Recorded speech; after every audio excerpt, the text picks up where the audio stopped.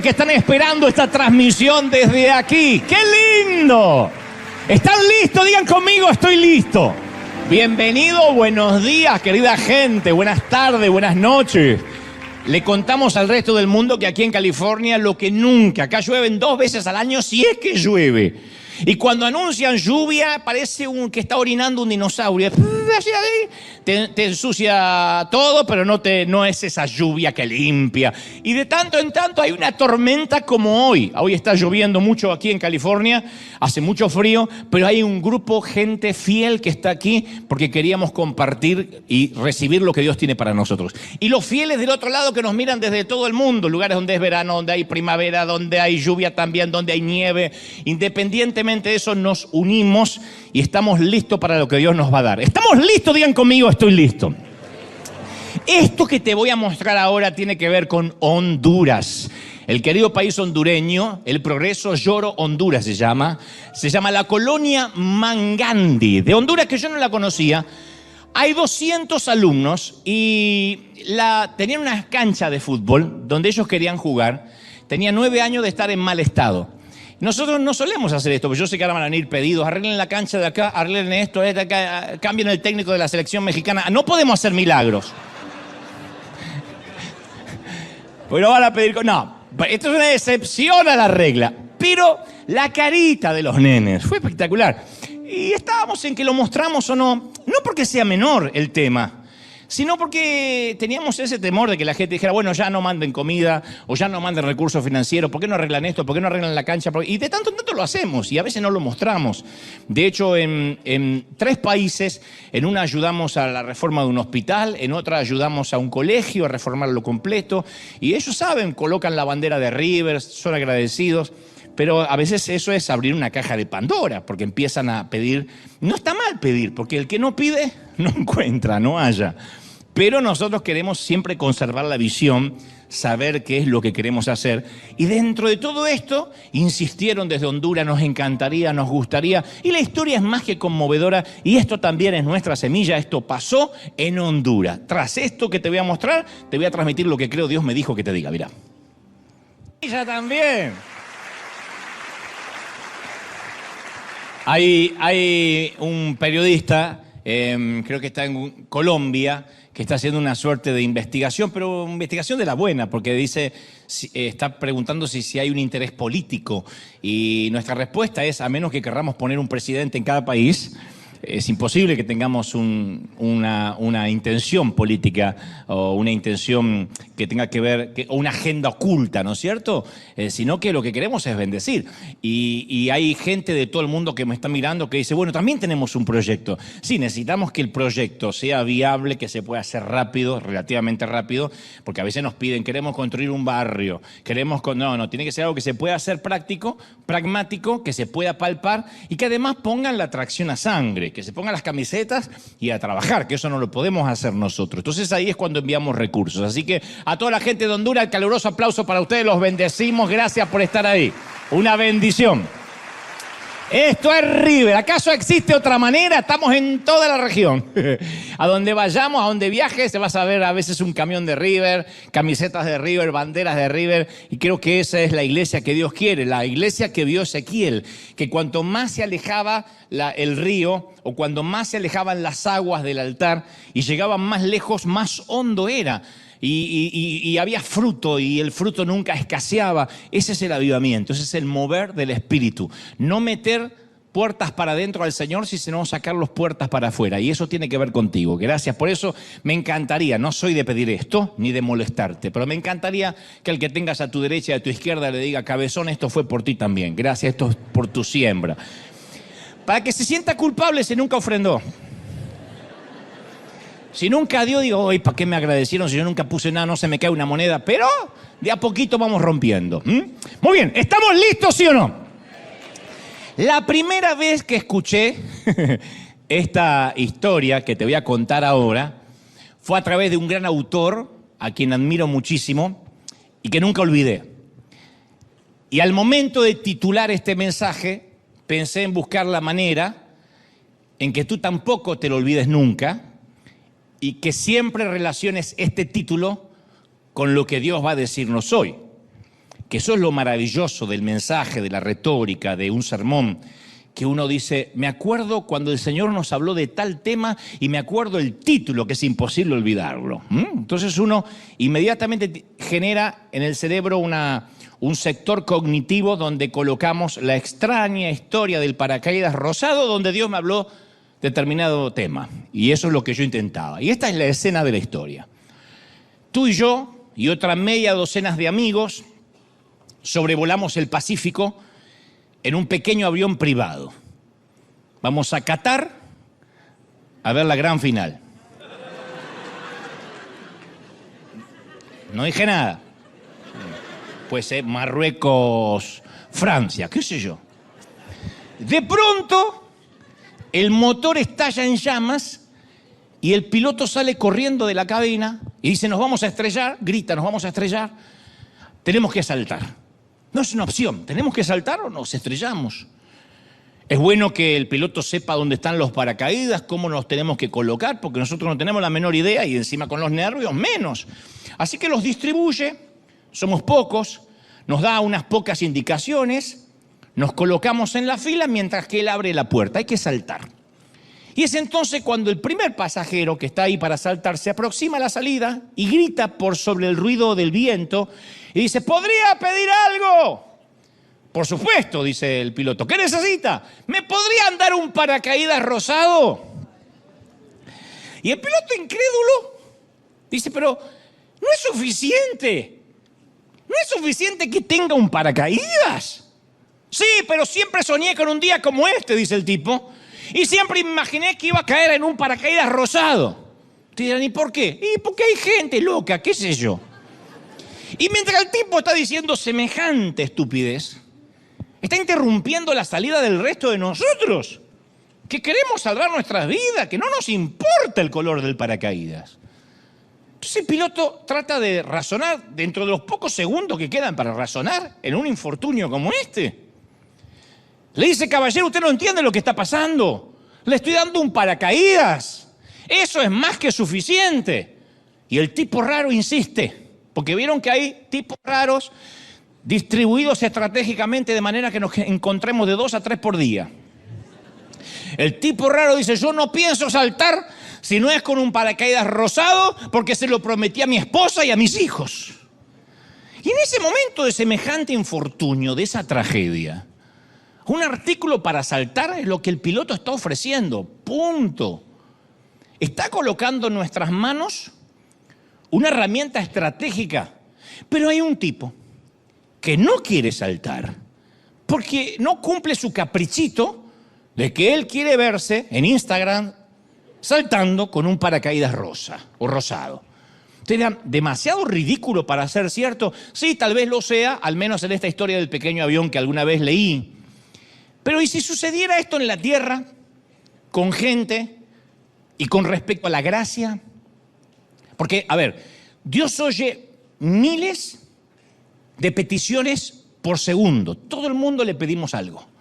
Algunas oraciones son legítimas, son centradas.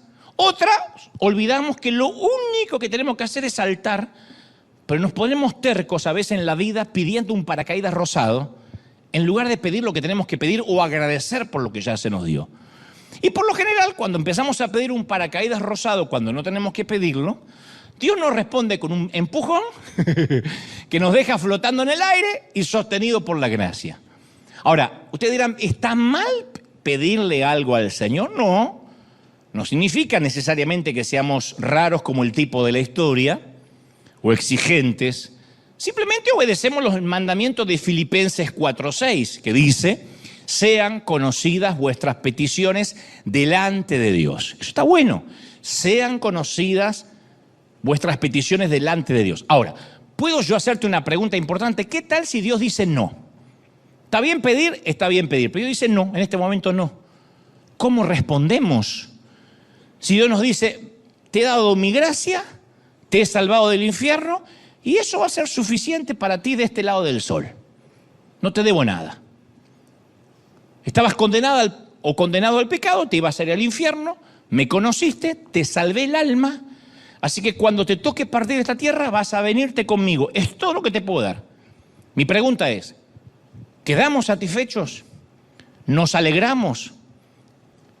¿Qué tal si el único regalo que Dios nos diera fuera su gracia para salvarnos? Nada más. Estabas perdido en el pecado, te ibas al infierno. Y ahora se te dio un paracaídas para que salves tu vida. La pregunta sigo insistiendo. ¿Nos contentamos con eso? ¿Estamos felices? Vamos por la vida y le pedimos a Dios que salve la vida de nuestro hijo. Está bien. Le rogamos que mantenga a flote nuestro negocio. Está bien. Le imploramos que elimine el cáncer de nuestro cuerpo. Está bien. Pero la pregunta hipotética es, ¿y qué tal si Dios dijera que te baste mi gracia? No hay ningún amén, como me imaginé. Ya no causa tanta risa el paracaídas rosado, como me imaginé. ¿Qué tal si Dios dice que te baste mi gracia? Punto. Desde la perspectiva del cielo, la gracia de ser salvo ya es suficiente. Se te salvó el alma. Punto. Es como un enfermo terminal que se le salva la vida del cáncer y él dice, sí, pero lo que pasa es que me quedaron marcas y cicatrices. Se te salvó la vida. Sí, pero yo no quería estar en la cama de un hospital en el postoperatorio. Se te salvó la vida. Uno agradece por haber salvado la vida. O sales de un incendio chamuscado con el pelo quemado y dices, sí, pero se me arruinó el peinado justo que fui a la peluquería. Pero se te salvó la vida. Entonces Dios dice, te estoy dando un paracaídas para salvarte del infierno, cabezón. Salta y ponte a salvo. Es todo lo que tienes. Y nosotros decimos, sí, está bien, Señor, pero ¿habría una posibilidad de un paracaídas rosado? Si Dios salva nuestras almas y luego nos deja viviendo leprosos o en una isla desierta, ¿sería injusto? ¿Nos estaría debiendo algo? Después de darnos la vida eterna, ¿nos atrevemos a rezongar por un cuerpo dolorido, por una salud frágil? No digo que hay que estar agradecido. Digo, ¿nos atrevemos a rezongar? No tenías trabajo, no tenías empleo, otra hipótesis, no tenías empleo, te estabas muriendo de hambre, hace 6 meses que no comías. De pronto consigues empleo y te molestas porque no te dan 1 hora para comer. Yo sé que puede haber de esos en el otro servicio, no acá. Pero se molesta. No puede ser, pero me están usando, no soy un esclavo, nada más te dan 45. ¡No tenías empleo! ¿Podrías rezongar que te dicen come en 45 minutos o en media hora? Volvamos al tema que nos compete. Si Dios nos da las riquezas eternas, Jerusalén, cantamos hace un ratito, esa ciudad santa a la que queremos ir todos, ¿todavía nos atrevemos a lamentar la pobreza terrenal? No obstante, te voy a decir algo, a priori, antes que se depriman y se suiciden en masa. Te voy a decir esto. Dios no nos ha dejado, creo que a la mayoría, si no a todos, solo con la salvación. Porque si tienes oídos para escuchar estas palabras, los medios para haber llegado hasta aquí, ya tienes gracia sobre gracia. Si además desayunaste, ni te cuento. Ya tienes gracia sobre gracia, ¿sí o no? Porque la mayoría somos salvos y también somos bendecidos. Tenemos calzado. Nos podemos dar una ducha de tanto en tanto, aunque sea los miércoles. Pero también existen ocasiones cuando Dios, después de darnos su gracia, oye nuestras oraciones y nos dice, mi gracia es más que suficiente para ti. Punto. ¿Eso es injusto? ¿Dios sigue siendo bueno cuando el resultado no lo es tanto? Alguien se recupera del cáncer y decimos, qué bueno que es Dios, aleluya, Dios es bueno. Nos dan un aumento de salario y decimos, Dios es bueno, Dios es bueno. Dios sabe que necesitaba un aumento y una promoción, puesto que estaba tapado de deuda. Dios es bueno. Logramos ingresar a la universidad a la cual aplicamos. Nuestro equipo gana. Y decimos, Dios es bueno, Dios es bueno. ¿Qué es una falacia? Entre paréntesis, es una falacia en un mundial, en una Copa América, en la CONCACAF, decir que hay gente orando para que gane su equipo, porque todos pueden orar. Y Dios no pertenece ni a Brasil, ni a México, ni a Argentina. Dios sigue siendo Dios y no tiene nada que ver con el juego. Eso depende de cada uno, de los juegos, de un montón de situaciones, pero no tiene que ver Dios. Algunos se deprimen por esto, pero es así. No puede ser que Dios diga, no, a los mexicanos yo no los escucho mucho. Portugal casi los escucho, pero tampoco. No. Pero nosotros decimos, Dios es bueno, nos dio una alegría al pueblo. ¿De verdad? Ahora la pregunta es, ¿daríamos gracias a Dios de igual manera si las circunstancias fueran diferentes? Dios es bueno en la maternidad y en el cementerio.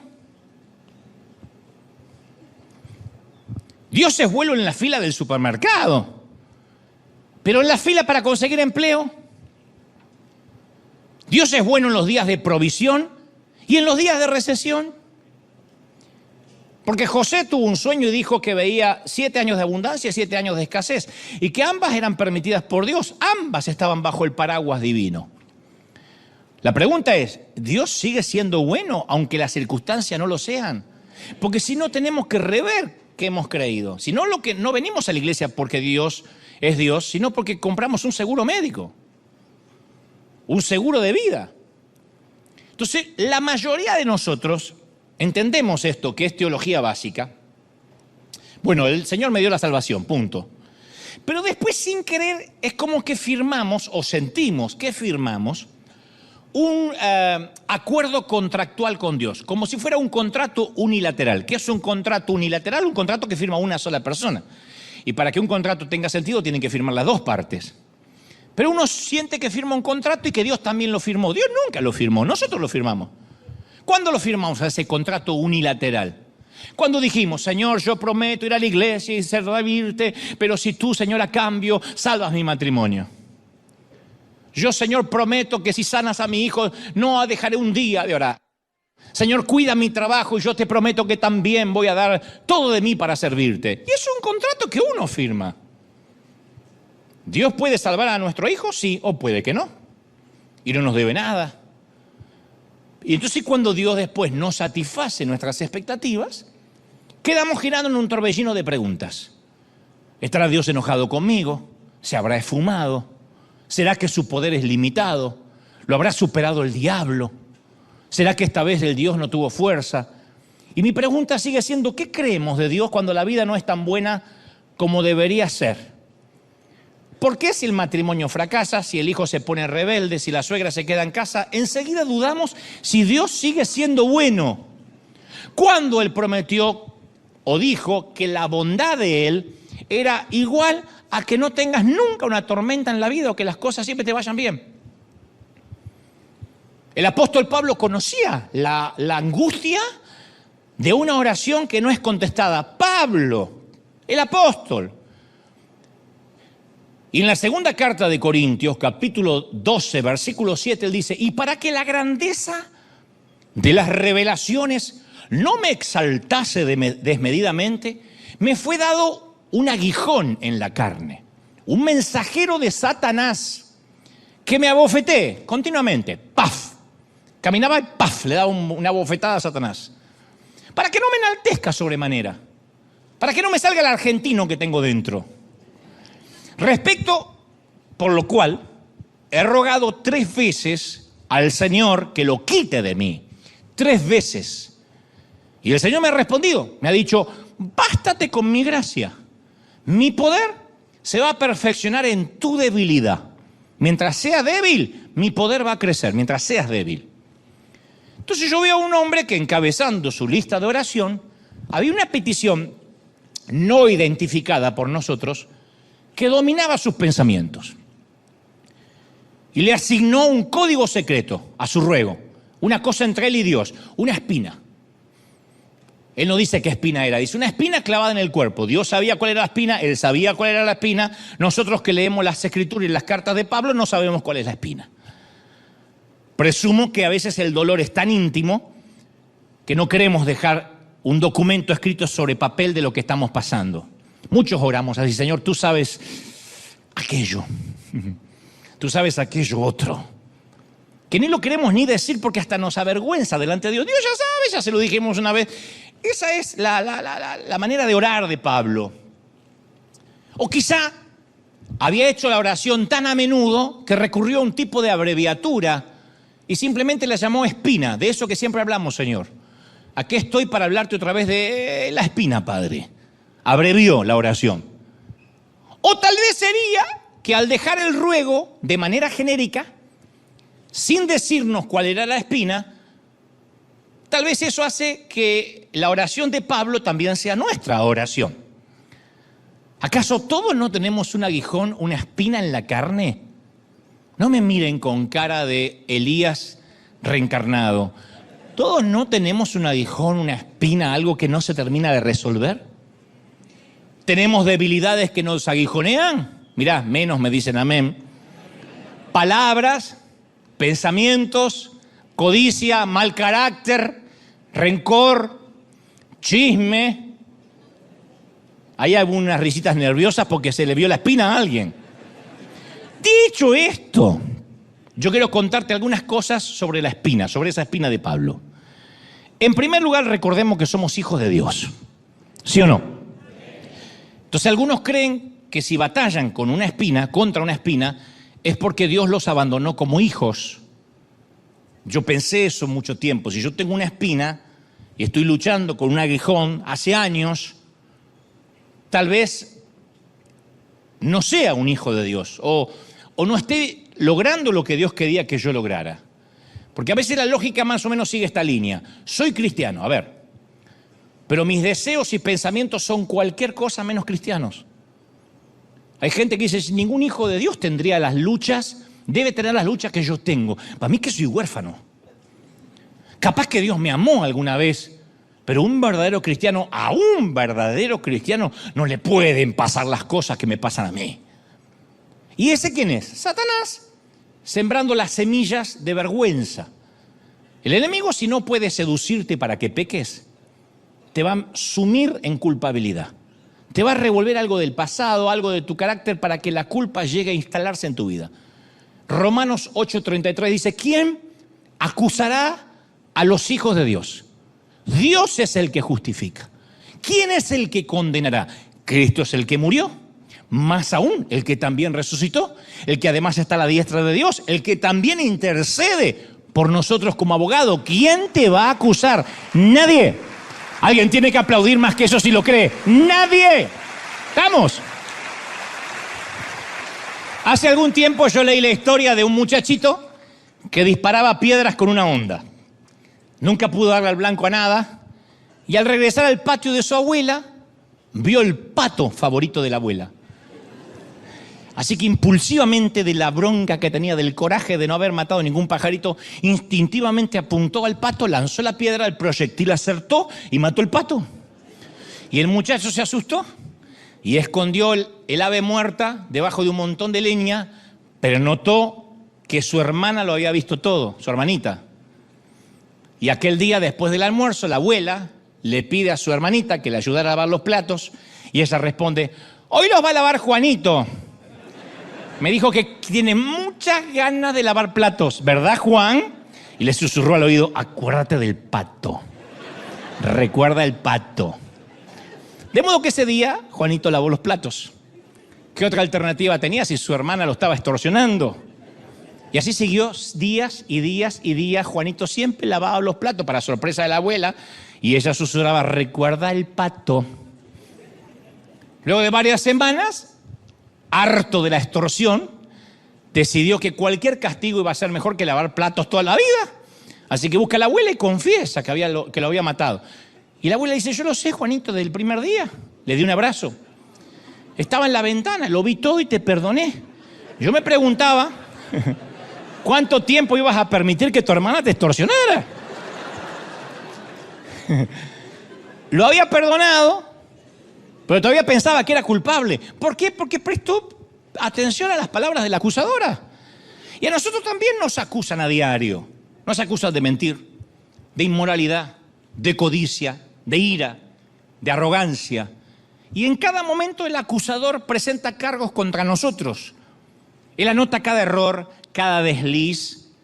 Y este fiscal actúa de oficio. Actúa de oficio, no tiene otro objetivo que llevarnos a juicio y presentar la acusación. Incluso su nombre significa acusador. Apocalipsis 12:10 dice, el acusador de nuestros hermanos, el que los acusaba delante de nuestro Dios día y noche. O sea que no hay descanso para el diablo. Nosotros nos tomamos vacaciones de cristiano, el diablo no. El diablo sigue siendo diablo 24 horas. Jesús murió para que nadie pueda acusarnos. No más platos de agua sucia, no más penitencia, no más hermanas que extorsionan. Nunca más la frase recuerda el pato. Cuando alguien te diga recuerda el pato, nunca más.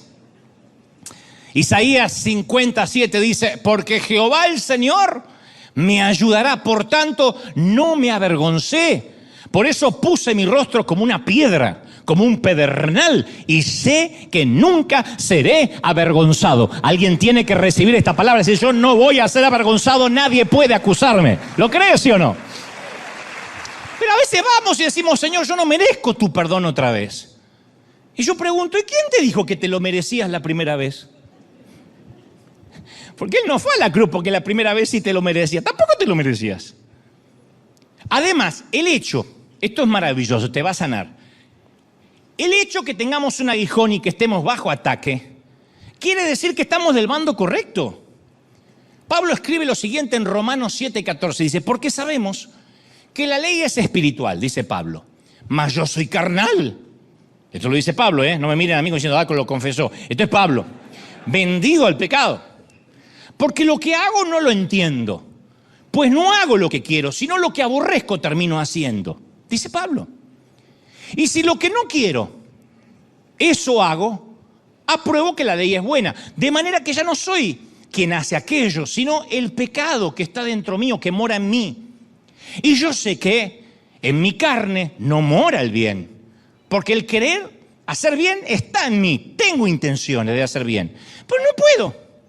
Porque no hago el bien que quiero, sino el mal que no quiero termino haciendo, eso hago.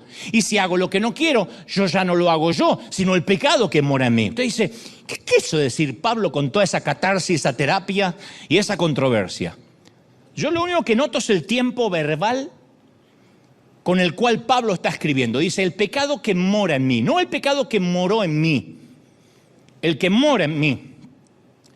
No dice, algún tiempo cuando yo no tenía a Cristo, hacía el mal. Dice, no, yo no puedo hacer el bien que quiero, sino que termino haciendo el mal que no quiero. Está hablando en tiempo presente. ¿Me están siguiendo? A nosotros nos cuesta horrores hablar en tiempo presente. Hace poco alguien siempre me dedican muchos videitos en YouTube, lo cual se los agradezco mucho. Debo ser el influencer que menos trabaja y el que más view tiene. Porque me dedicaron un video diciendo, Dante habla de sus pecados y habla de sus debilidades y eso está mal. Pablo está diciendo el pecado que mora en mí. No describe una lucha del pasado, sino un conflicto del presente.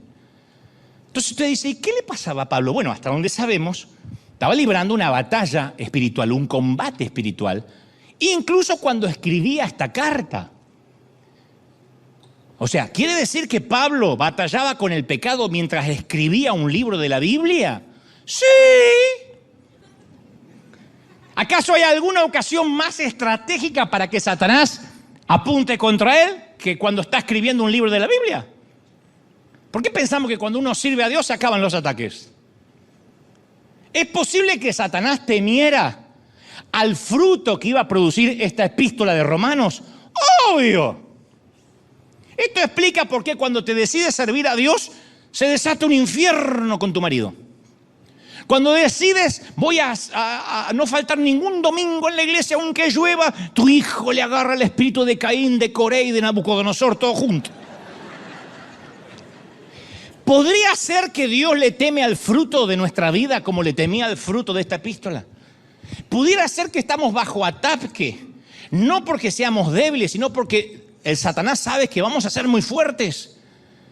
Y tal vez espera que al derrotarte hoy tendrá un misionero menos, un dador menos, un servidor menos, un predicador menos con el cual luchar mañana. Por eso Pablo agrega, miserable de mí, en Romanos 7:24. Termina diciendo, miserable de mí. ¿Quién me librará de este cuerpo de muerte? Dicho en forma sencilla, somos impotentes para batallar solos contra el pecado. Por eso luego Pablo, de hacer esta pregunta retórica, ¿quién me librará de este cuerpo de muerte?, se la autorresponde. Dice, gracias doy a Dios por Jesucristo Señor nuestro, el que nos salvó primero y todavía nos vuelve a salvar. Alguien tiene que aplaudir por ese Dios. ¡Aleluya! Menos mal. Gracias a Dios que nos salvó y todavía nos salva. Todavía nos salva. Di conmigo, todavía me salva. ¡Qué lindo! Nunca hay un punto en el cual seamos menos salvos que el primer momento que Él nos salvó. Nunca. Sencillamente porque gruñimos durante el desayuno, no quedamos condenados al infierno para el mediodía. Cuando perdimos los estribos ayer, no perdimos la salvación. Esto le causa urticaria a un montón de gente en la iglesia, en otras congregaciones, pero es así. Nuestro nombre no desaparece y aparece de vuelta en el libro de la vida, dependiendo de nuestro humor o de nuestras acciones. ¿Cómo lo sé? Porque primero por la Biblia, que te lo voy a demostrar paso a paso, y segundo porque soy papá. El que es papá o mamá sabe que no deja de tener al hijo porque se porta mal. Ahora tengo un hijo. ¿Tiene hijos, señora? No, no tengo ninguno. Gracias a Dios, no tengo ninguno. Al otro día, ¿tiene hijos? Tengo 2. ¿Y cómo los tuvo desde ayer a hoy? No, es que ayer no tenía porque habían desobedecido. Ahora que son obedientes los tengo, ¿de verdad? ¿Un bebé que ensucia el pañal deja de ser tu hijo? ¿Cuando está limpio es tu hijo? Bueno, para algunos padres sí, pero la madre no. Dice Romanos 8:1, pues ahora ninguna, di conmigo ninguna. Qué lindo, me gusta. Por eso los pastores hacen repetir, porque es un vicio. Digan conmigo ninguna. ¡Ay, qué lindo! Ninguna condenación hay. No, ya está. No se emocionen tanto. Es una palabra nomás, si no me voy a terminar como los demás. Ninguna condenación hay para los que están en Cristo Jesús, no hay. Somos salvos no por lo que hacemos, sino por lo que Cristo ya hizo. No por lo que haga, sino por lo que Cristo ya hizo. ¿Están recibiendo esta palabra? Bueno. Volviendo al tema de la espina. Vamos al tema de la espina. En algún momento en el sendero de la vida, sufrimos el aguijonazo de una persona, de un problema, de una situación. Y nuestro paso en la vida se nos convierte en cojera. Tal fue el caso de Pablo. Uno no recibe un aguijón a menos que se esté moviendo. El aguijón duele, una espina en el pie duele cuando uno se está moviendo. Si estás durmiendo, no te duele tanto. Y el aguijón solo se recibe cuando uno se está moviendo. Pablo nunca se detuvo. Tesalónica, Jerusalén, Atenas, Corinto. Si no predicaba, estaba en la cárcel debido a su predicación. Pero esta espina estorbaba su andar. El aguijón se ve que penetró en el suelo de su sandalia, llegó hasta lo más profundo del corazón y se convirtió en un asunto de oración constante. 3 veces, y no creo que hayan sido 3 oraciones rapiditas mientras que oraba por los alimentos. Habrá dedicado días, semanas enteras, no me levanto de mis rodillas hasta tanto Dios me conteste. 3 veces he rogado al Señor que lo quite de mí, escribió en 2 Corintios 12:8. 3 veces. Su petición fue clara y también fue clara la respuesta de Dios. Te basta con mi gracia. Punto. Ahora, la pregunta, ¿y qué era el aguijón de la carne? Nadie lo sabe con seguridad, a pesar de que los teólogos e historiadores lo han debatido por años. Pero estas ideas que te voy a compartir ahora son las siguientes candidatas. A ver con cuál nos identificamos. Número 1. Me puse bilingüe como Maldonado. Hasta ahí llegué, number 1 y number 2. Así puedo seguir hasta el 10. Número 1. Tentación sexual. Pablo batallando contra la carne y quizá, después de todo, el tipo era soltero. No digo que el soltero necesariamente batalle más que el casado, pero el tipo era soltero. Y describe la tentación como alguien que lo conoce de primera mano, la conoce de primera mano. Dice, yo sé que en mi carne no mora el bien, porque el querer hacer el bien está en mí. Porque no hago el bien que quiero, sino el mal que no quiero, eso hago. Romanos 7:18. ¿Está Pablo pidiéndole a Dios que lo libere de una vez por todas de la sed lujuriosa por esas aguas prohibidas? Puede ser. No hay que pensar que la gente que está en las Escrituras eran asexuados necesariamente, eran ángeles encarnados. Como sea, si esto fue, qué bueno que Pablo batalló como cualquier ser humano. Nunca te preguntaste, no el tema necesariamente sexual, cualquier batalla, nunca te preguntaste, ¿por qué un día le digo sí a Dios y al siguiente día parece que le estoy diciendo sí a Satanás? ¿Por qué si ya sé los mandamientos de Dios, ¿Por qué después, en la semana, parece que no tengo el deseo de obedecerlos?